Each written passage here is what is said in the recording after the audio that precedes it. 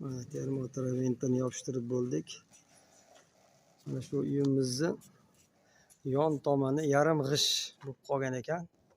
Hech uyimiz isimaydi qishda. Shuning uchun isitish maqsadida shuni yopishtirdik.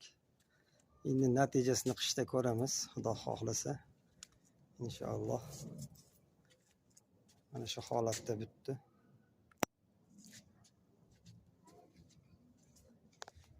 Mana teraventini ko'rinish.